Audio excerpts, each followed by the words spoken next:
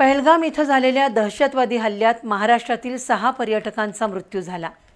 या मृत पर्यटकांच्या कुटुंबियांना राज्य शासनाकडून प्रत्येकी 50 लाख रुपयांची मदत देण्याचा निर्णय आजच्या मंत्रिमंडळ बैठकीत घेण्यात आला।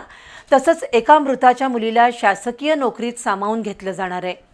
दरम्यान मंत्रिमंडळ बैठकीतील आणखी एका निर्णयानुसार 1 रुपयात पीक विमा योजनेतील गैरप्रकार रोखण्यासाठी या योजनेतच काही बदल करण्यास मंत्रिमंडळानं मान्यता दिली।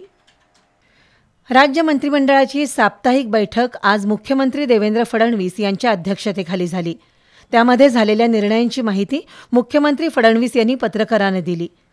गेल्या आठवड्यात पहलगाम इथं झालेल्या दहशतवादी हल्ल्यात महाराष्ट्रातील 6 पर्यटकांचा मृत्यू झालाय।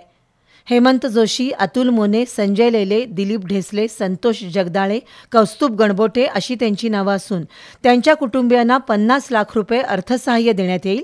तसंच संतोष जगदाळे यांच्या मुलीला शासकीय सेवेत सामावून घेतलं जाईल असं फडणवीस यांनी सांगितलं। तर 1 रुपयात पीक विमा योजनेत मोठ्या प्रमाणावर भ्रष्टाचार आणि गैरव्यवहार होतोय, त्यामुळे या योजनेत बदल करण्यात येणार असून राज्यात सुधारित पीक विमा योजना लागू केली जाईल असं फडणवीस यांनी सांगितलं। शिवाय ओबीसी, ईबीसी, डीएनटी प्रवर्गातील विद्यार्थ्यांसाठी केंद्र सरकारकडून सुरू असणाऱ्या योजनेची महाराष्ट्रातही अंमलबजावणी केली जाईल। त्याचवेळी महाराष्ट्र इलेक्ट्रिक वाहन धोरणाला राज्य मंत्रिमंडळानं मान्यता दिली आहे। तसंच वसंतराव नाईक विकास महामंडळाच्या वैयक्तिक कर्ज व्याज परतावा योजनेची मर्यादा 10 लाखावरून 15 लाख रुपये करण्यात आली आहे।